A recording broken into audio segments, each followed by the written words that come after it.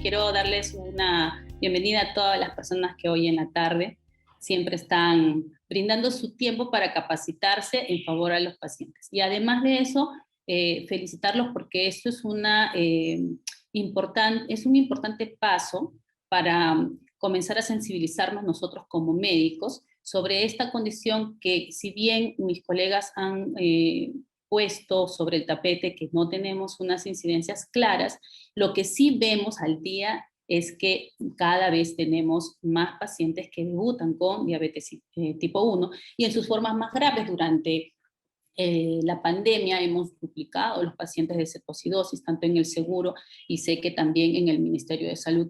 Entonces es importante que todos nosotros conozcamos y estemos pendientes de que podamos tener un paciente que debute con diabetes tipo 1, saber qué hacer y no solamente en el momento, sino qué pasa después, qué vamos a hacer después con esta condición que, como todos lo sabemos, es crónica, ¿no?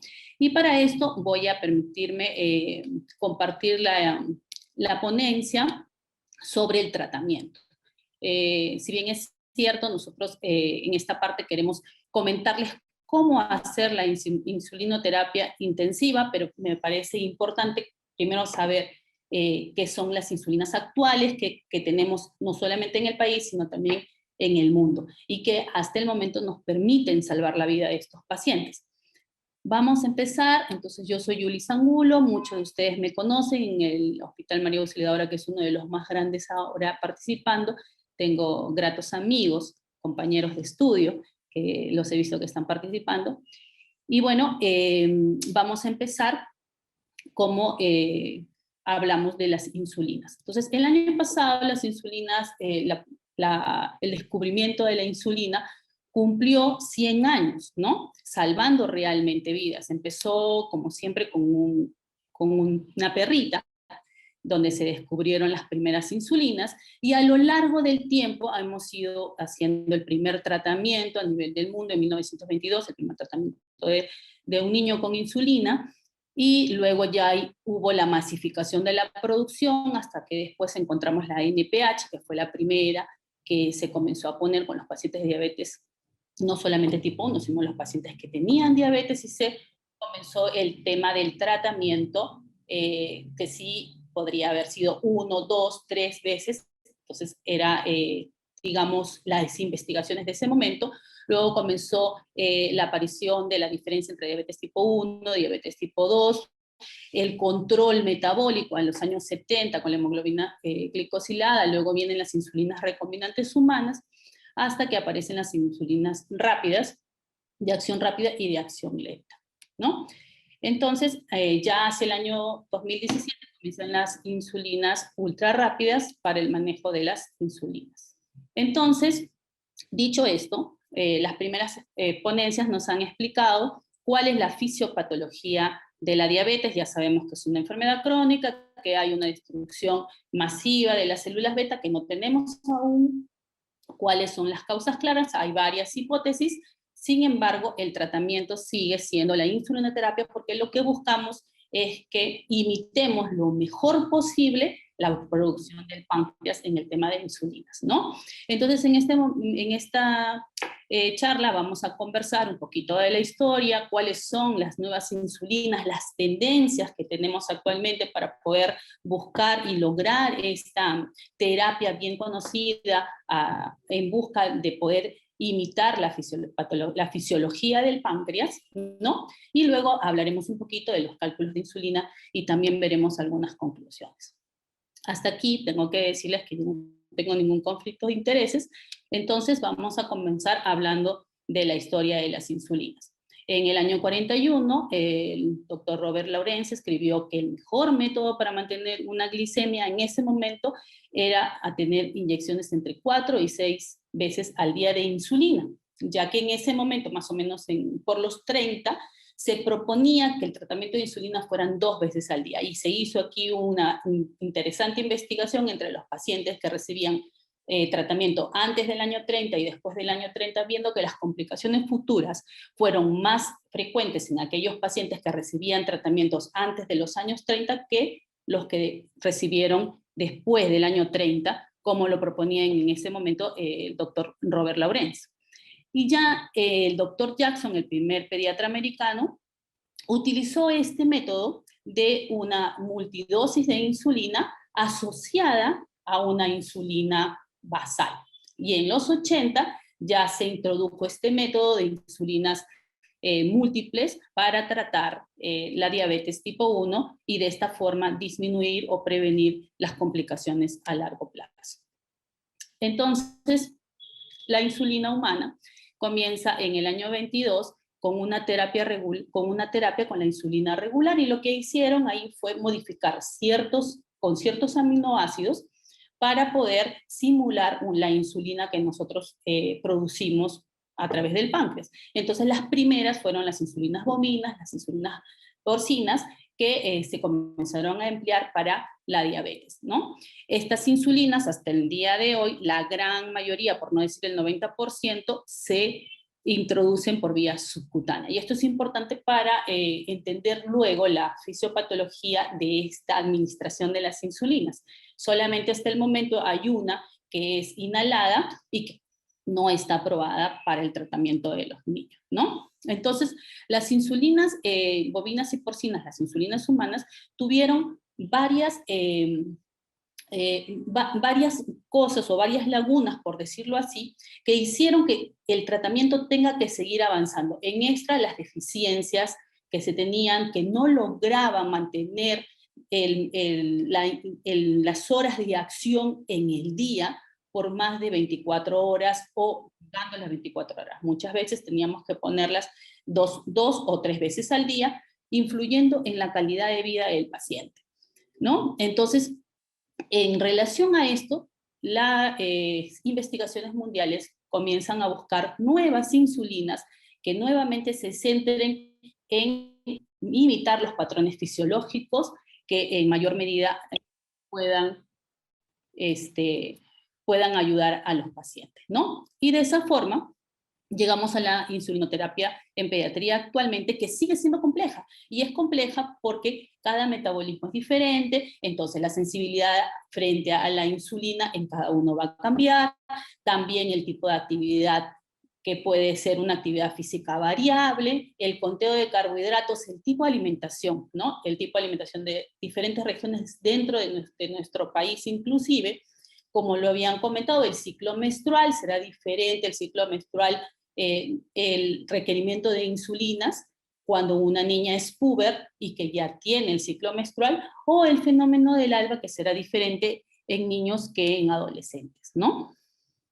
Entonces, nuevamente para recordar que la línea del tiempo nos ha ido permitiendo en el mundo ir superando estas vallas, y desde 1990 hemos llegado a los primeros análogos en 1990, los análogos de acción rápida, y en el 2000 ya aparecen los análogos de acción lenta, que lo que, como les comentaba hace un momento, se ha hecho es que la molécula de insulina se ha modificado de una forma, intercambiando algunos aminoácidos para lograr que sea de una absorción más rápida o que sea de una absorción más lenta, hasta llegar a la insulina ultra rápida, que en este caso es la insulina Faster, que ha sido aprobada en niños el año pasado, y que sobre esto hay muchos trabajos que vamos a verlos y los vamos a revisar a continuación.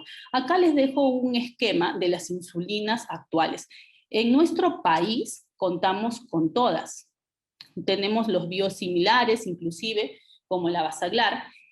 Como los han dicho a muchos de mis colegas, es que lamentablemente estas insulinas no están subvencionadas por nuestro gobierno, ¿no?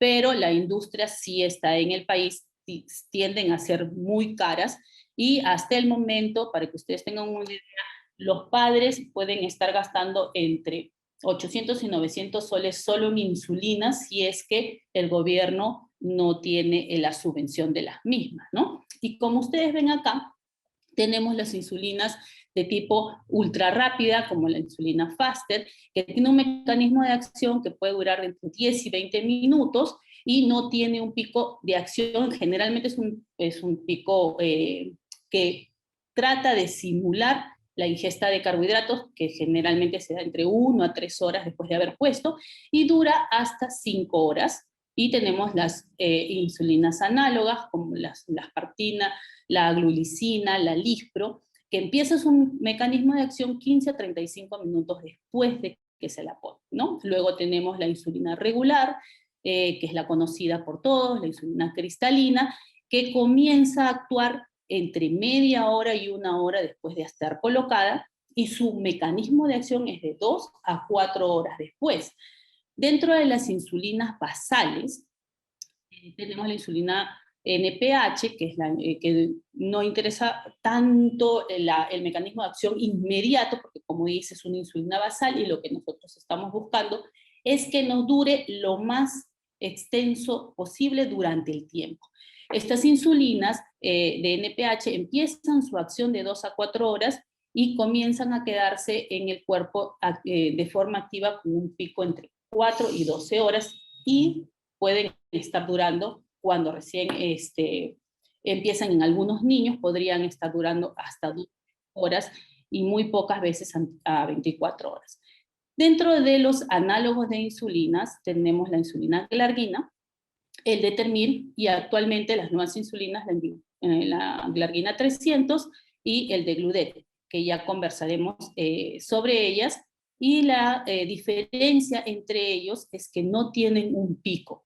Esto nos ayuda porque vamos a reducir las hipoglicemias, sobre todo las hipoglicemias nocturnas, que en el caso de los pacientes con diabetes tipo 1 viene a ser una de las complicaciones más temidas, puesto que el paciente, obviamente, que pase con una hipoglicemia severa de forma inadvertida, puede llevarlo a una sala de emergencias con un cuadro bastante severo. Entonces, la DSCT, que es uno de los programas de control de complicaciones de la diabetes, que trabaja en conjunto con las diferentes guías mundiales, sobre todo con el tema de las CISPAT, demostró ya hace mucho tiempo que un buen control metabólico disminuye las complicaciones futuras, pero muchas veces lo hace con un precio bastante grueso, que son las hipoglicemias, porque en busca de no tener una hiperglicemia, muchas veces los controles con insulina son muy agresivos. Cuando nosotros colocamos insulinas con lapiceros o con agujas, estamos dando megadosis.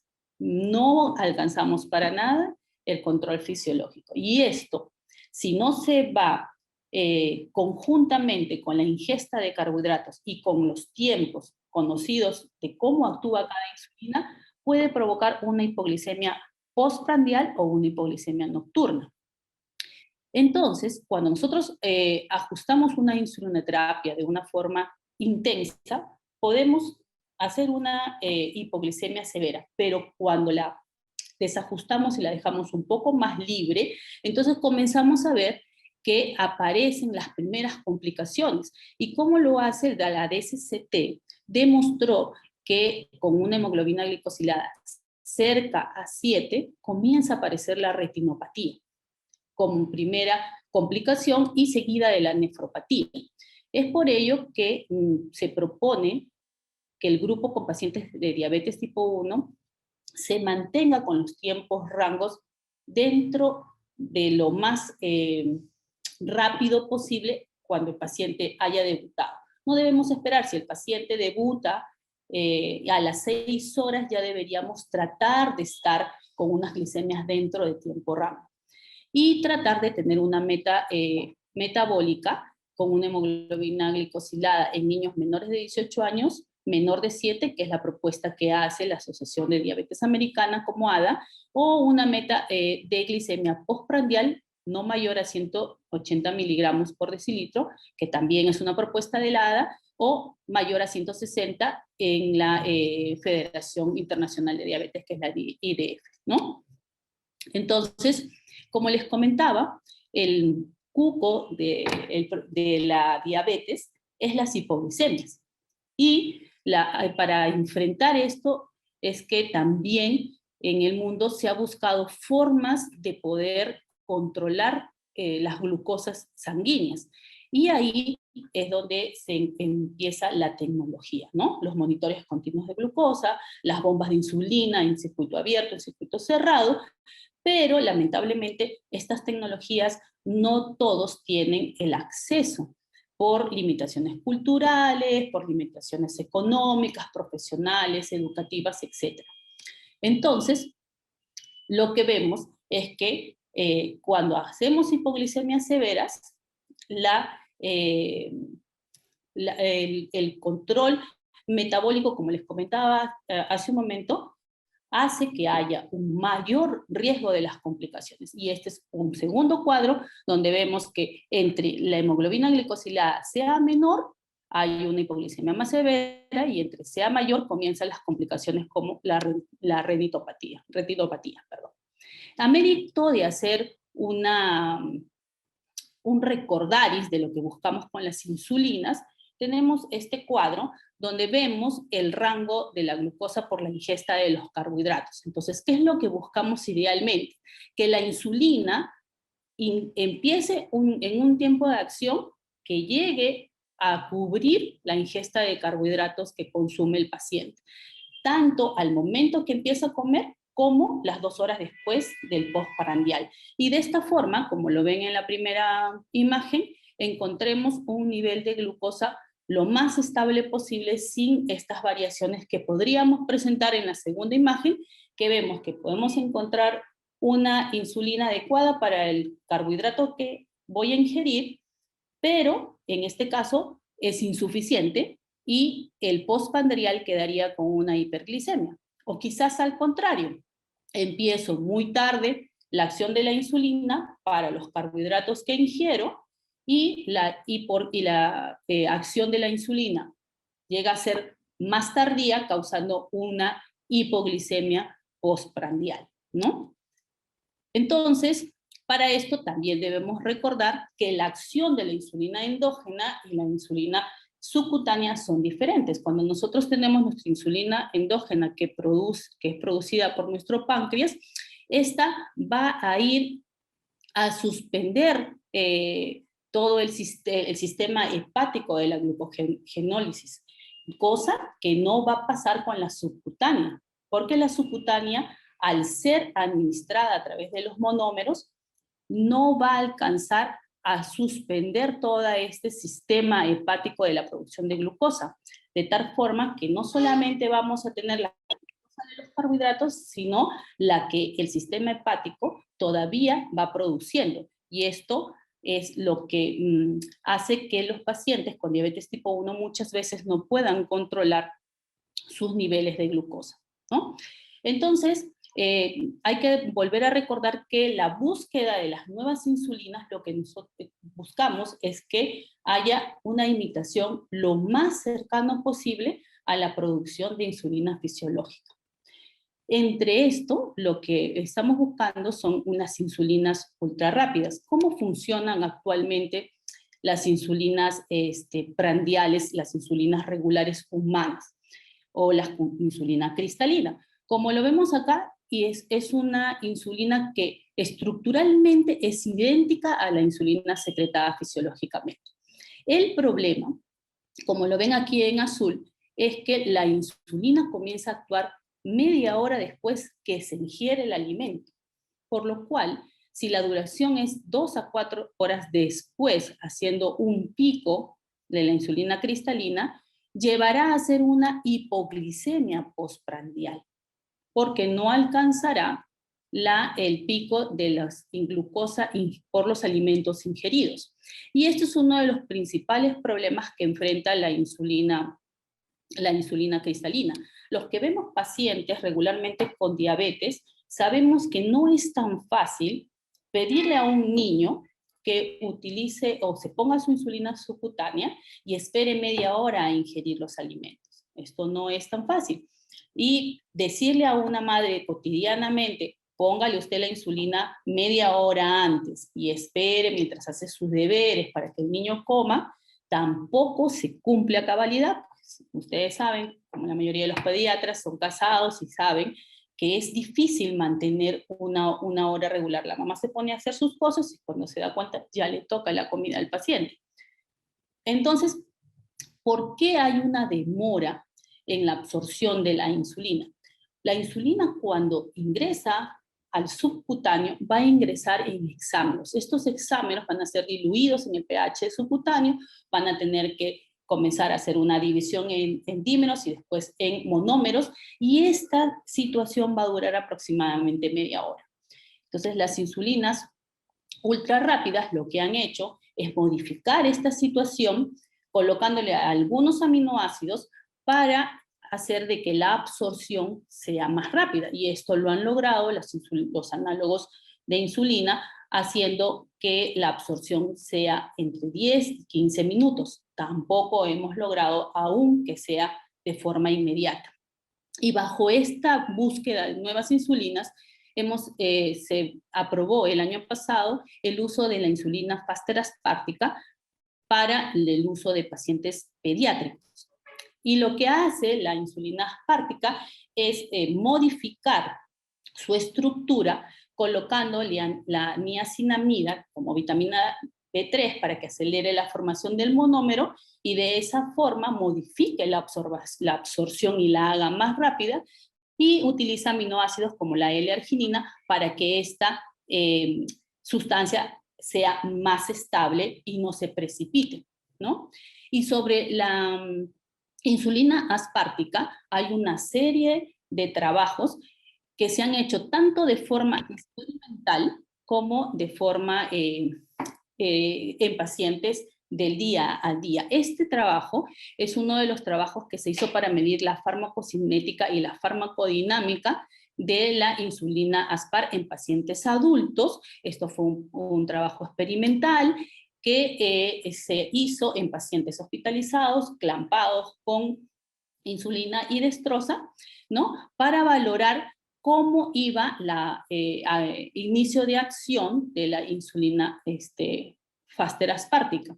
Y como ustedes ven en la imagen, hay un inicio más pronto de la insulina aspártica que está en color celeste. Y la que está en color negro es la misma insulina aspar, pero no es la aspar regular. La otra es la Faster Aspar.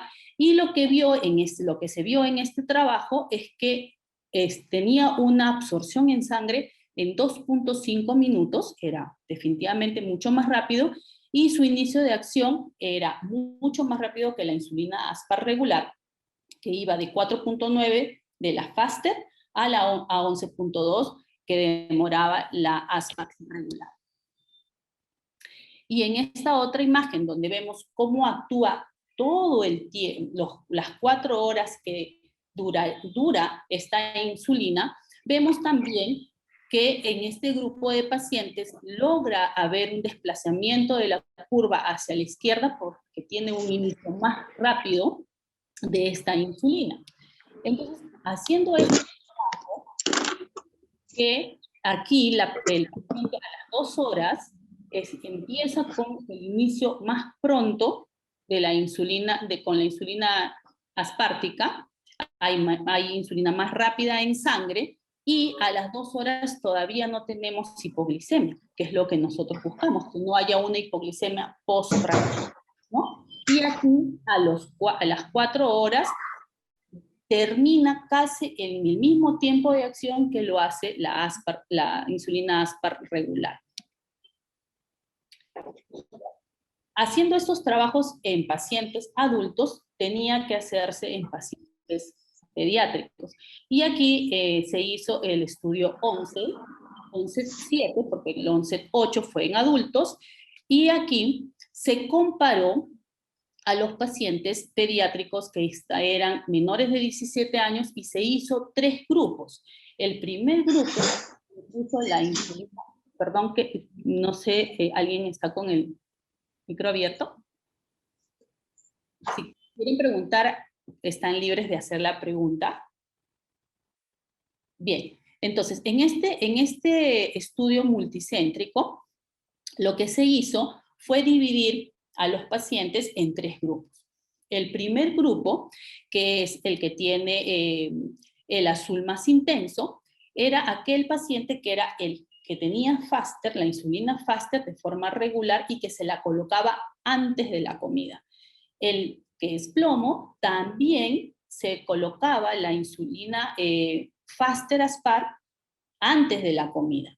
Y finalmente tenemos al grupo que está en celeste, que se colocó la Faster Aspar, pero se la colocó de 20 minutos después que inició la comida. Y como ustedes pueden ver aquí, en los diferentes tipos de tiempo, desayuno, almuerzo y cena, ambas empiezan rápidamente, pero indudablemente que la celeste, que es la Faster Aspar, empieza a tener con más prontitud presencia a nivel sanguíneo, ¿no? Logrando de esta forma actuar más rápido, inclusive la insulina Aspar que se puso 20 minutos después, llegó a tener una acción casi similar. Y esto nos propone o nos da, digamos, el espacio de que aquellos que tratamos pacientes con diabetes sabemos que es bastante difícil manejar el postprandial en los niños cuando éste coloca una insulina posterior a haber iniciado la comida. Pero en este sentido, la Faster Aspar nos abre una luz de que en estos pacientes podrían manejar, los pacientes diabéticos podrían manejar esta insulina con mucho mayor flexibilidad y podrían utilizarla mejorando definitivamente su calidad de vida, porque como les vuelvo a repetir, lo que se busca es que el niño con diabetes tipo 1 haga una vida absolutamente normal. Y como es absolutamente normal, puedan comer durante el colegio, en el recreo, cuando tienen que comer muy rápido, sin problemas. Si se tienen que insulinizarse, pues lo puedan hacer. Si les toca el almuerzo, lo puedan hacer y no tener que esperar media hora o 15 minutos para poder comer hasta que la insulina análoga o la regular les haga efecto, ¿no? En cuanto a la hemoglobina glicosilada como control metabólico, no hubo mayores diferencias entre estos tres grupos. Entonces, vemos en esta nueva insulina que tiene algunas fortalezas.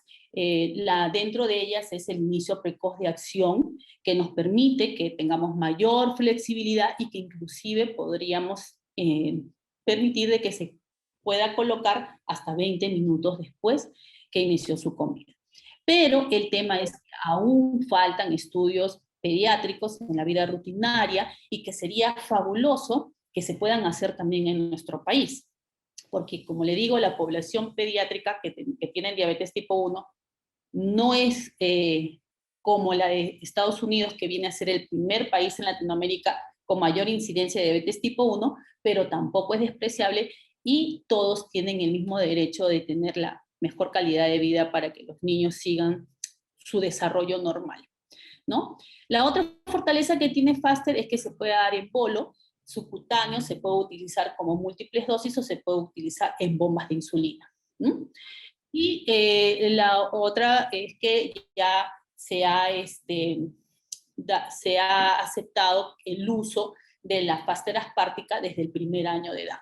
Dentro de las debilidades que podríamos decir es también que no hay mayor cambio en la hemoglobina glicosilada como primer factor de control metabólico en este grupo, ¿no? Así como hay nuevas insulinas prandiales o rápidas, también el mundo nos sigue las investigaciones en insulinas basales. Y dentro de esto, ¿qué buscamos con las insulinas basales? ¿Qué es lo que nosotros queremos? Sabemos que la insulina basal es aquella insulina que el cuerpo siempre produce todo el momento para que nosotros sigamos nuestro ritmo de vida, nuestra respiración, nuestro crecimiento. Entonces, esta insulina basal, que solamente para efectos de que los médicos podamos simular nuevamente la función del páncreas, se divide de esta forma. Lo que se busca es que esta insulina dure las 24 horas del día, que no tenga muchos picos, que prevenga hipoglicemias nocturnas, que sea flexible, que siempre, inclusive predecible, que siempre se pueda colocar si se coloca a las 8 y sepamos que va a funcionar hasta las 8 de la mañana del día siguiente, o si hay cambios en el verano o el niño viaja, se coloque a las 9 y va a actuar igual hasta las 9 de la mañana del día siguiente, que sea bajo en riesgos de causar hipoglicemias inadvertidas, y que de todas maneras sea de bajo riesgo, que tenga bajos costos y sobre todo que no genere ganancia de peso, ¿no? Entonces, bajo estas investigaciones sale la glargina 100, que ya la teníamos, y luego comienzan a producir la glargina 300. Entonces, la glargina 300 en realidad lo que nos permite es que es mayor concentrada y hay menor volumen en la producción, porque tenemos en poco volumen 300 unidades de glargina, y es un análogo que ha sido aprobado para los niños. Sin embargo, frente a la glargina 100, hay un porcentaje de la población que se acerca entre el 15 al 30%, que no demostró la glargina 100 que durara las 24 horas que se proponía. Y esto hacía que el paciente tuviera que colocarse hasta 2 veces las insulinas basales. Entonces ya estábamos hablando de un compromiso de mayor inyecciones en el niño, de un control metabólico no tan adecuado. Entonces empieza la glargina 300 como una insulina de segunda generación, un análogo de insulina de segunda generación que tiene un efecto más prolongado y que dura más allá de las 24 horas, dándole pues más facilidad y flexibilidad a los pacientes. Obviamente que lo que hace la estructura química aquí es cambiar o sustituir una glicina en la posición A21 de la cadena beta de la insulina, y también hace que sea más soluble en el pH. Entra con un pH de 4, nuestro pH en 7, va a hacer que al entrar ácida, por eso algunos pacientes inclusive hablan de que sienten un poco de ardor al momento de que la insulina ingresa, es por el pH con el que ingresa, pero este pH hace que sea más lenta la absorción en nuestro pH normal, ¿no? Y como ya habíamos hablado, pues la única diferencia entre la glargina 100 y la 300 en este caso es la concentración. Obviamente, han hecho varios estudios que comparan la glargina 100 con la glargina 300, tanto en adultos como en niños, que son los que vamos a comenzar a repasar. Este esquemita nos ayuda a comprender cómo hay una diferencia en la concentración de las insulinas 100 y de la insulina 300. Habíamos conversado que las insulinas, para ser absorbidas en el cuerpo, entran en forma de monómeros. Como verán, los monómeros que tiene la glargina 300 son más compactos, a diferencia de la 100, por lo cual hay que recordar que en pocas cantidades estamos ingresando mayor cantidad de monómeros, y esto está asegurando que la liberación sea más lenta y más perdurable en el tiempo, ¿no? Este trabajo, por ejemplo, compara la insulina glargina 300 unidades versus la insulina de 100 unidades en pacientes con diabetes tipo 1, adultos, y que estaban siendo monitorizados con el monitor continuo de glucosa. En estos pacientes se puso un tiempo rango bien ajustado de 80 a 140, y encontraron en estos pacientes que no hubo mayor diferencia entre la glargina 300 y la glargina 100, pero sí demostró que hubo menor hiperglucemia 4 horas después de la glargina 300 frente a la glargina 100, estuvo en el cuerpo y con menor hiperglicemias, ¿no? Y aquí hicieron el mismo trabajo, pero en el estudio Edition Junior, que fue ya para los pacientes pediátricos que iban entre 6 y 17 años, que también se comparó la eficacia entre la glargina 300 y la glargina 100. Aquí ven en naranja la duración de la glargina de la glargina 300, ¿no? A lo largo de las 26 semanas fue muy similar a la glargina 100, y en cuanto a su hemoglobina glicosilada, al torno de las 26 semanas tampoco hubo mayores cambios. Por lo cual, la conclusión en este trabajo fue de que la glargina 300 era segura para los pacientes pediátricos, tan igual o como lo hacían con la glargina 100, solo asegurando en el tiempo que perduraba mayores horas en el día, ¿no? Entonces, nosotros tenemos aquí algún resumen que se puede destacar entre la glargina 100 y la glargina 300. La glargina 100 en cantidad es más grande, la glargina 300 es más compacta, tiene una liberación gradual, ¿no? El inicio en las 100 es de 2 a 4 horas, la glargina 300 demora un poquito más, pero eso a nosotros no nos apura, porque lo que nosotros queremos más bien es la durabilidad durante el tiempo.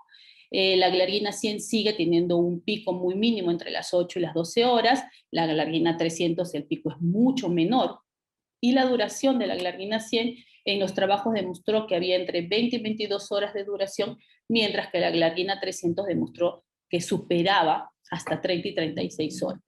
De tal forma que hay un 15 a 30% de pacientes que utilizan glargina 100 que la tendrían que utilizar entre 1 y 2 veces al día, frente a la glargina 300, que la utilizan una sola vez. Aquí yo agregaría que la diferencia es que la glargina 100 y la glargina 300 vienen en pen, vienen en lapiceros, y no la tenemos todavía para viales, pero sí vienen en lapiceros, entonces se pueden utilizar, ¿no? La otra gran aporte, digamos, es la insulina, de las insulinas lentas, es la Degludec, que también es una insulina un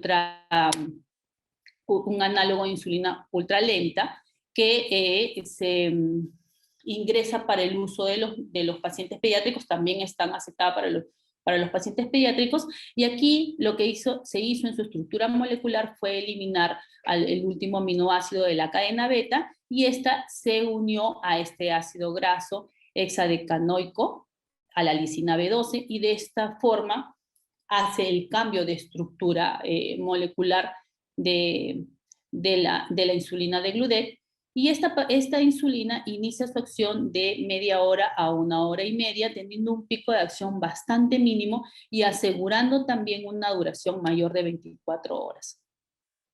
Entonces, la Degludec lo que hace es tener unos exámenes bastante pequeños que se dispersan por el fenol y comienzan por esta sustancia a estar aglutinados, y de esta forma ingresan como una inmensa cadena que luego al comenzar a llegar a su receptor y teniendo dentro de esa estructura el zinc, que es un elemento que en este caso nos ayuda para hacer el entecedor, la absorción, comienza a actuar dentro del cuerpo, ¿no? Entonces aquí vemos que esta gran cadena comienza a dividirse de multihexámeros a monómeros para poder ser absorbida en el pH de nosotros de forma gradual y lenta, ¿no?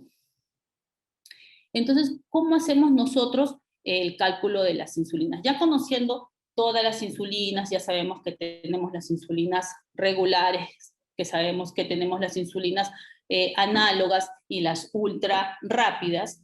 Obviamente vamos a querer utilizar las ultra rápidas. Sin embargo, era importante que tengamos un panorama de todas las insulinas que tenemos en el mercado, porque todas estas insulinas, inclusive los biosimilares como la Basaglar, se utilizan actualmente en nuestro país por nuestros pacientes, para poder hablar de cómo plantearles un cálculo de insulinas.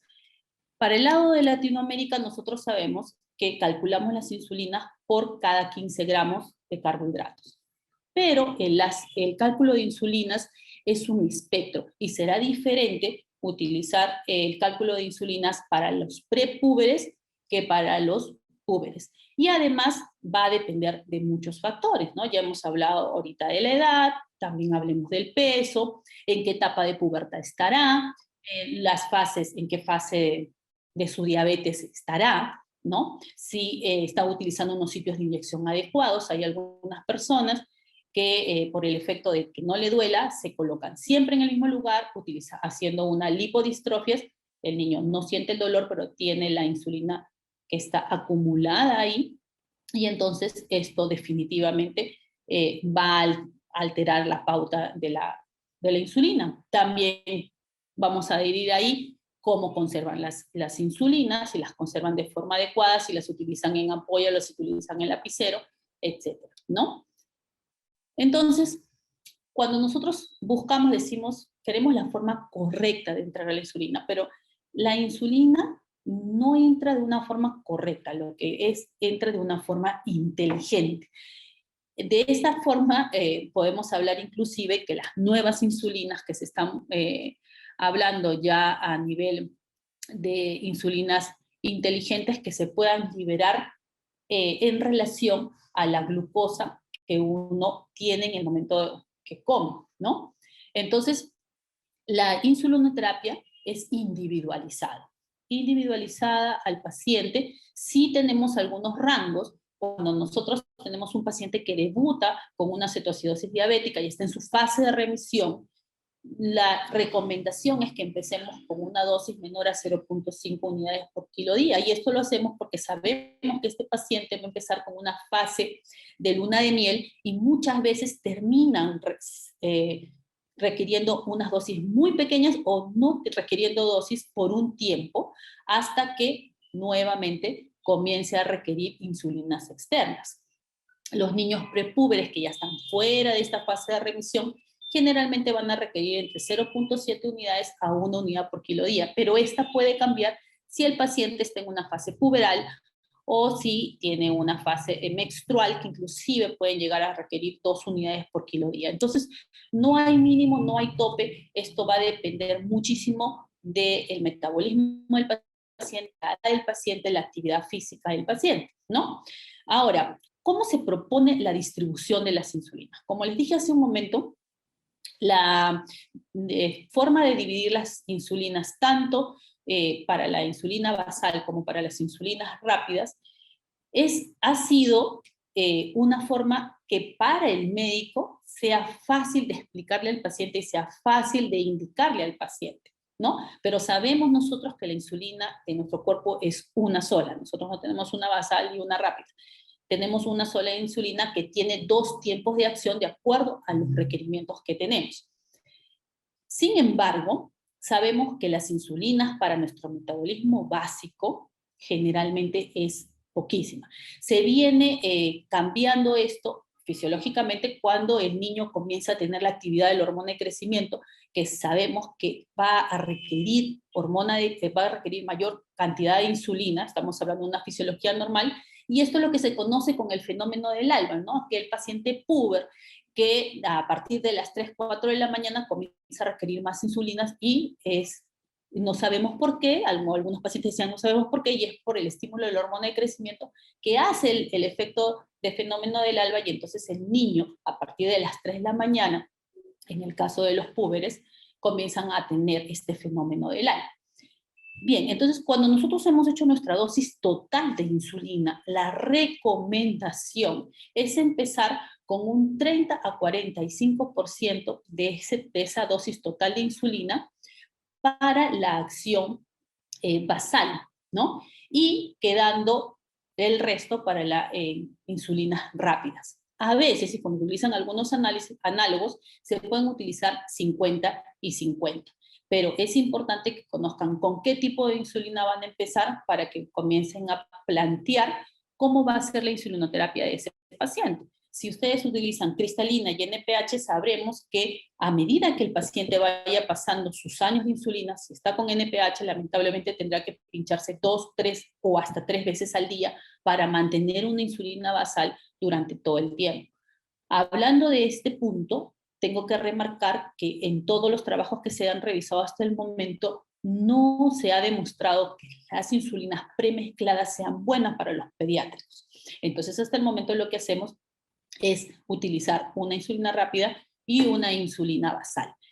Dentro de las insulinas rápidas hay que ver si vamos a utilizar una cristalina, que tendríamos que pedirle al paciente que se la coloque media hora antes, y la desventaja además del tiempo de acción es que estas no vienen en lapicero y entonces tendremos que utilizar siempre las jeringas, ¿no?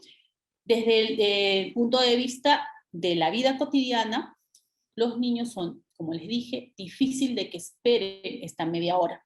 Inclusive con las ultra rápidas o los análogos rápidos, como sería la Lispro o la de Gludec, tienen que esperar 15 a 20 minutos porque a pesar de los cambios que se han hecho a nivel de las estructuras metabólicas, de las estructuras de las cadenas de las insulinas, estas demoran en producirse de estos exámenes, hacer unos monómeros entre 15 y 20 minutos, ¿no? Salvo que utilicen una Faster, que a pesar de que ha sido ya aceptada para niños, la distribución en nuestro país se encuentra activa, pero es muy poca las personas que la están utilizando, ¿no? Entonces, ya dicho esto, vamos a hacer una práctica rapidito de cómo podríamos hacer, por ejemplo, con una paciente de la vida real que tiene 6 años, llega a la emergencia con 25 kilos, esta es su talla, ingresa con una glicemia de 230, pero la niña está activa o está despierta, no hay cetosis como ustedes ven en ese AGA, ¿no? Entonces, ustedes necesitan plantearle un patrón de insulina, porque sabemos que hay una hiperglicemia, ya lo tienen claro, la niña está debutando con una diabetes, con una hiperglicemia simple, ¿no? Sin cetosis, y ustedes necesitan empezar a darle la insulina porque eso es lo que les hace falta. Entonces, aquí al costado yo les pongo un cuadro de cómo tendríamos que calcular la insulina sin cetosis, con cetosis, y si es prepuber o es puber, ¿no? En este caso, a esta niña se le calculó con 0.8, a pesar que no tenía cetosis, pero bueno, vamos a hacerlo con el cálculo.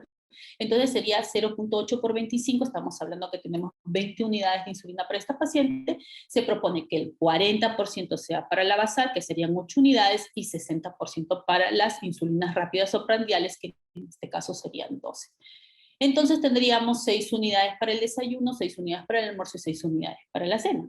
Esa es la propuesta inicial, pero estas insulinas tendrían que ir basadas con su tasa metabólica basal, ¿no? Entonces habrá que hacer el cálculo de calorías para el peso de esta niña, para la edad de esta niña, y recordando que cada 15 gramos se va a calcular cada 15 gramos de carbohidratos complejos, se calcula para una unidad de insulina, que eso es para el lado de Latinoamérica, y para el lado de Europa sabemos que es 10 unidades, o 10 gramos de carbohidrato. Este cálculo se hace también de acuerdo a cómo es la niña, o sea, la familia, si la niña come 3 veces o come 5 veces, si le vamos a dar los 3 snacks a la media mañana, a la media tarde, después de la cena. Esto tiene que ver un poco cómo es la familia, cómo es la niña, y estarlo pautando también con la nutricionista, ¿no? Pero en un esquema general, estas son las formas más fáciles de poder ir pautando una insulina del primer día, del primer momento, y luego esto se va reajustando de acuerdo al día a día de la paciente. Si hacemos nuestros controles de glucosa, claro, hay que hacer sus controles de glucosa, pedirle a la mamá, como lo han escuchado, no tenemos una forma de monitorizarla, pero sí explicándole a la mamá con estos días que le llamamos días de supervivencia, qué es lo que ha pasado con su páncreas, cómo esperamos que reaccione con este medicamento, y que para que nos ayude a saber cómo son esas reacciones, ella debe apuntar las glucosas que tiene antes de cada comida, cuántas insulinas se puso para enfrentar esa glucosa y cómo le fue 2 horas después. Para saber si la niña tiene algún problema de una hipoglicemia inadvertida a las 3 de la mañana, tendremos que pedir inicialmente una glucosa de las 3 de la mañana para empezar a hacer las pautas iniciales. Si la paciente ya es una paciente que ha debutado hace muchos años, pero actualmente ha pasado de ser una prepuber a una puber, ha cambiado sus patrones de vida, ya no está no sé, ya no tiene el mismo ritmo del colegio, pasó al colegio secundario, ya no lleva una lonchera, no tiene ganas de que la gente le mire bien una lonchera, etcétera, tendrán que moverse sus insulinas de acuerdo a la nueva vida de la niña. Entonces, si queremos ver las insulinas basales, la propuesta es mirar siempre las insulinas de cómo amanece. Esto es mejor cuando la insulina basal se coloca a la noche. De esta forma, no tenemos intervención de alimentos y para el facultativo es más fácil deliberar si la paciente le está faltando insulina o le está sobrando insulina, siempre y cuando utilicemos una insulina basal que nos permita tener esa flexibilidad, ¿no? No será la primera mano la insulina NPH en estos casos, ¿no? Y las insulinas prandiales serán antes de cada comida principal.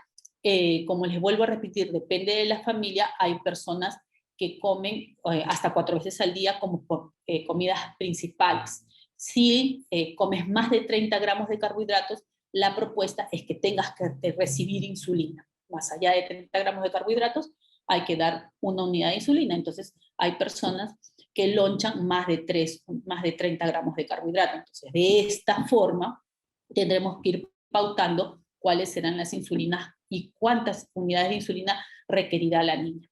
Dentro de las conclusiones que quiero dejar acá, es primero saber que hay que iniciar lo más antes posible el tratamiento con insulina sin temores. Siempre me han dicho que cuando hay temores no avanzamos. Entonces, nosotros tenemos que avanzar. Si nuestra incidencia mundial o a nivel del mundo en Perú no es mucha, igual tenemos que ofrecerle a nuestros pacientes una calidad de vida adecuada y un manejo de la diabetes de forma nivelada como el resto del mundo, ¿no? Ya sabemos que para los niños el gol estándar de tratamiento de los pacientes con diabetes tipo 1 es administrar insulina, y esto lo pueden hacer por múltiples dosis de insulina diarias o utilizar una bomba de insulina, ¿no? Y recordar que el tratamiento de insulina es individualizado. Sé que los trabajos que se hacen en nuestro país son dispersos. Yo la verdad que estoy contenta de que hagamos un grupo, porque la idea es que realmente trabajemos por el paciente, sepamos qué es lo que está pasando.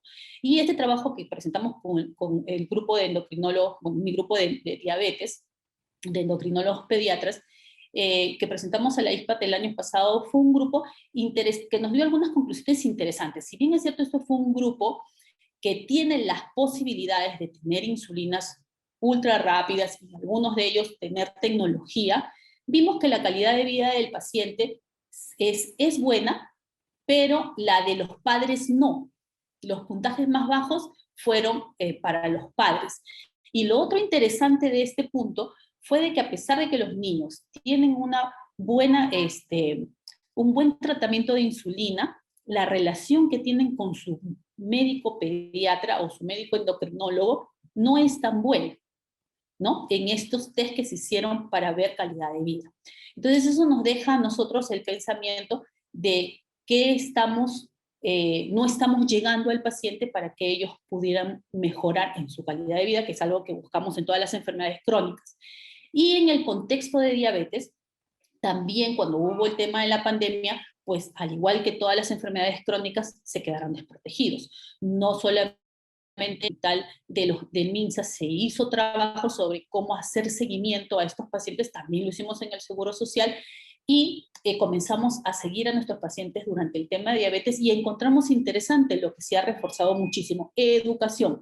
Habían pacientes que por el hecho de no querer o no tener dinero para poder sostener el estar monitorizándose la glucosa mañana, tarde y noche, después de cada comida, estamos hablando de 6 veces al día, estamos hablando de utilizar mínimo 6 tiras reactivas, más las dosis de insulina. Entonces lo que habían hecho es solamente tomarse 4 veces al día cómo estaban sus glucosas y las demás dejarlas al unísono, a ver cómo va la cosa. Obviamente no se pudo hacer el control de hemoglobina glicosilada en ese momento por el contexto de pandemia, pero lo que se logró después de iniciar la teleconsulta y de volver a retomar la educación en diabetes con estos niños fue que al término de este trabajo, logramos que los pacientes volvieran a retomar su medida de glucosa en 6 veces al día, ¿no? Y entonces esto demuestra que los niños, este es uno de los primeros niños que debutó en Angamos, actualmente lo ven en la foto, está muy bien, hace su vida totalmente normal, y esto demuestra que el trabajo real lo debe hacer el médico, y el que debe disfrutar de la vida son los niños, como todos pues los queremos, ¿no?